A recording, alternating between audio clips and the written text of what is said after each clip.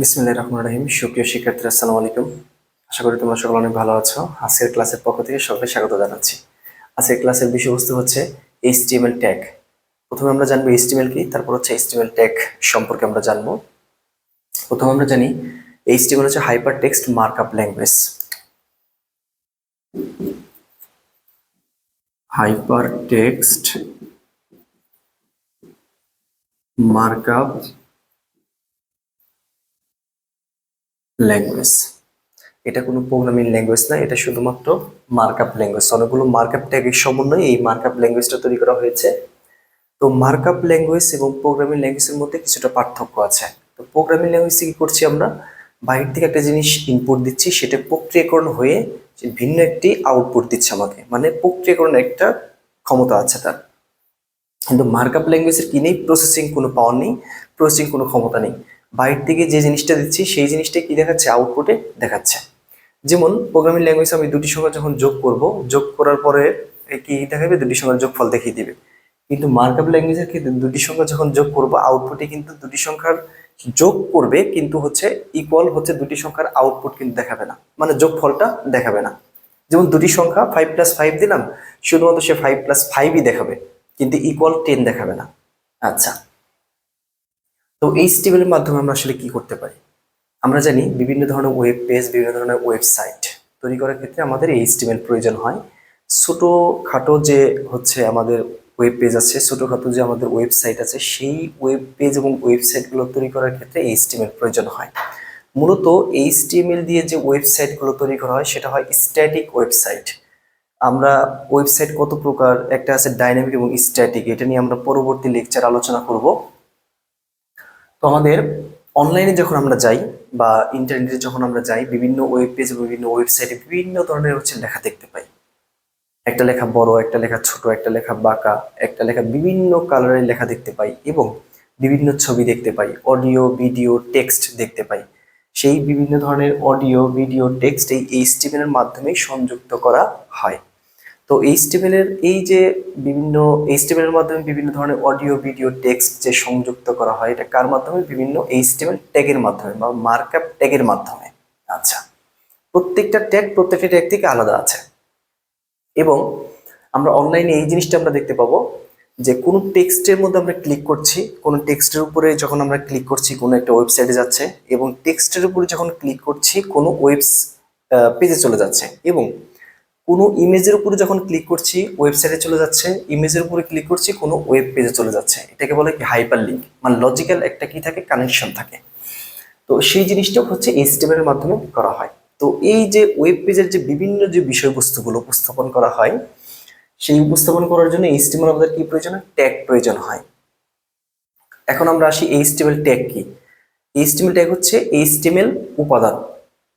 HTML দ্বারা তৈরিকৃত যখন পেজকে আমরা কি বলে থাকি, এইচটিএমএল ডকুমেন্ট বলে থাকি বা ওয়েব পেজ বলে থাকি।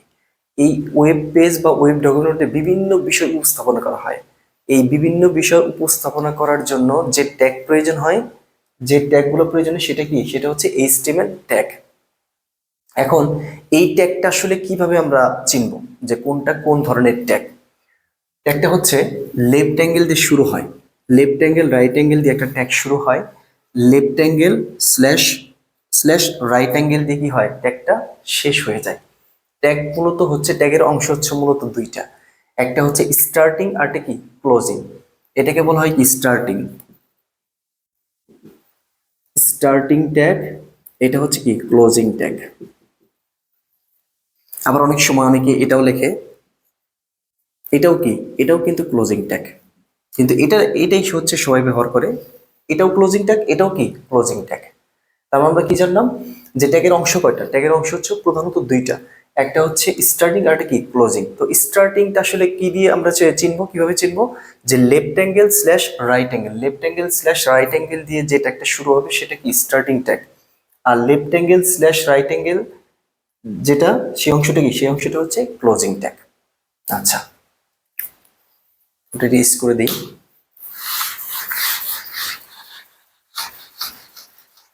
এইচটিএমএল ট্যাগ মূলত হচ্ছে দুই প্রকার।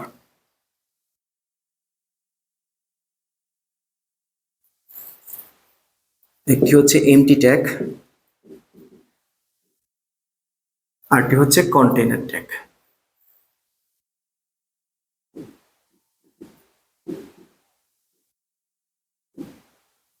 একটি হচ্ছে এমটি ট্যাগ, আরটা হচ্ছে কন্টেইনার ট্যাগ। এমটি মানে কি? খালি। মানেটা হচ্ছে যে ট্যাগের শুরু আছে কিন্তু কি নেই, শেষ নেই। যে ট্যাগের শুরু আছে কিন্তু শেষ নেই সেইটাকে কি বলা হয়? এমটি ট্যাগ বলা হয়। মানে শুরু যে অংশ, শেষ কি একই অংশ। যেটাকে শুরু আছে কিন্তু কি নেই, শেষ নেই, তাই কি বলা হয়? তাকে বলা হয় হচ্ছে এমটি ট্যাগ। কিন্তু কন্টেইনার ঠিক তার উল্টো, যেটাকে শুরু আছে, যেটাকে কি আছে, শেষ আছে, তাই কি বলা হয়? তাকে বলা হয় কন্টেইনার ট্যাগ। আচ্ছা, আমাদের এইচটিএমএল এটা অনেক সময় পরীক্ষার মধ্যে আসে যে কয়েকটি এমটি ট্যাগের নাম লেখো। অনেক সময় এটা পরীক্ষার মধ্যে আসে। আমাদের কয়েকটা এমটি ট্যাগ, আমাদের এখানে কি আছে, বেশ কয়েকটা এমটি ট্যাগ আছে। এমটি ট্যাগ গুলো হচ্ছে আমরা কি জানি, একটা হচ্ছে বিআর, একটা হচ্ছে আইএমজি ইমেজ, একটি হচ্ছে এইচআর। আচ্ছা, তো বিআর কি? বিআর হচ্ছে ব্রেক লাইন। বিআর মানে কি? বিআর হচ্ছে ব্রেক লাইন। একটা লাইন থাকবে, এই লাইনটাকে ভেঙে ফেলার জন্য যে ট্যাগ ব্যবহার করবে সেটা কি? সেটা হচ্ছে বিআর ট্যাগ। তার মানে এখানে আমি লিখলাম এইচটিএমএল ট্যাগ লিখেছি।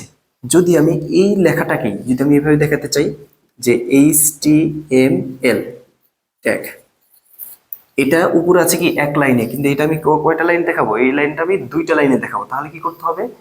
এটা মনে রাখবা, যখন যে ওয়ার্ড বা যে লাইনকে আমরা নিচে ভেঙে ফেলবো ঠিক তার পূর্বে এই ট্যাগটা ব্যবহার করা হবে, বিআর ট্যাগটা।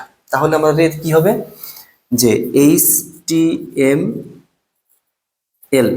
তারপর কি হবে? তারপর হচ্ছে বিআর। এক লাইনে লিখে দিই এইচটিএমএল, তারপর কি লিখতে হবে? বিআর, তারপর কি লিখতে হবে? ট্যাগ। যখন আমরা ওয়েব পেজে এই জিনিসটা দেখব তখন আমরা হচ্ছে কি করব? তখন আমরা হচ্ছে এইচটিএমএল প্রথমে দেখব, নিচে কি দেখব? এই ট্যাগ লেখাটা নিচে দেখব। তাহলে এই বিআর ট্যাগের কাজ কি? বিআর ট্যাগের কাজটা হচ্ছে লাইনকে ভেঙে ফেলা। আর আমরা অনলাইনে বা হচ্ছে বিভিন্ন ওয়েব পেজ বা ওয়েবসাইটে বিভিন্ন ধরনের ইমেজ দেখতে পাই। সেই ইমেজগুলোকে হচ্ছে ইনসার্ট করার জন্য বা হচ্ছে যুক্ত করার জন্য, সার্ভারে যুক্ত করার জন্য আমাদের কোন ট্যাগ? Image tag. এই ট্যাগটাও হচ্ছে কি? MT tag. আর নিচে যেটা দেখতে পাচ্ছি সেটা কি? এইচআর মানে হরাইজন্টাল রো। হরাইজন্টাল মানে কি? আমরা ওই যে পড়েছি না যে দৈর্ঘ্য, দৈর্ঘ্য আর কি প্রস্থ, এটা হচ্ছে দৈর্ঘ্য, এটা কি প্রস্থ। এই অনেক সময় এই যে আমি এইচটিএমএল ট্যাগ যখন লিখলাম, লিখে একটা দাগ দিয়েছি না, একটা রেখা টেনেছি, এই লেখাটাই কি? এই লেখাটাকে বলা হয় কি? এইচআর বা হচ্ছে হরাইজন্টাল রো। এই লেখাটা যদি আমি আনতে চাই তাহলে কোন ট্যাগ ইউজ করতে হবে? এইচআর মানে হরাইজন্টাল রো। হরাইজন্টাল মানে কি? আনুভূমিক। আমরা প্রস্থকে কি বলি? আনুভূমিক বলি। আর এটা কি? ভার্টিক্যাল। ভার্টিক্যালকে আমরা কি বলি? দৈর্ঘ্য। ঠিক আছে। আচ্ছা, তো এই বেশ কয়েকটা এমটি ট্যাগ ছাড়া আর বাকি যত ধরনের ট্যাগ আছে সবগুলো ট্যাগকে কি বলা হয়? কন্টেইনার ট্যাগ বলা হয়। আমরা এইচটিএমএল ট্যাগ কি এটা আমরা জানলাম। এইচটিএমএল ট্যাগ কত প্রকার? দুই প্রকার, একটা এমটি ট্যাগ এবং কি একটা কন্টেইনার ট্যাগ। এমটি ট্যাগটা আমরা জানলাম। কন্টেইনার ট্যাগ, কোন ট্যাগের কি কাজ, এইটা হচ্ছে পরবর্তী লেকচার আমরা হচ্ছে দিয়ে দেবো। এবং ট্যাগের অংশ কয়টা? ট্যাগের অংশ হচ্ছে কয়টা? দুইটা, স্টার্টিং আর কি ক্লোজিং। স্টার্টিং আমরা চিনবো কিভাবে? যে ট্যাগটা লেফট অ্যাঙ্গেল এবং রাইট অ্যাঙ্গেল দিয়ে শুরু হয় সেটা কি? লেফট অ্যাঙ্গেল এবং রাইট অ্যাঙ্গেল দিয়ে যে ট্যাগ শুরু হয় সেটা কি? Starting. Left angle slash right angle দিয়ে কি হয়? এটা যে ট্যাগ শুরু হয় সেটা কি? সেটা হচ্ছে ক্লোজিং ট্যাগ। আচ্ছা, আশা করি তোমরা সকলে এটা বুঝতে পেরেছো। পরের ক্লাস দেখার আমন্ত্রণ রইল। আল্লাহ হাফেজ, আসসালামু আলাইকুম।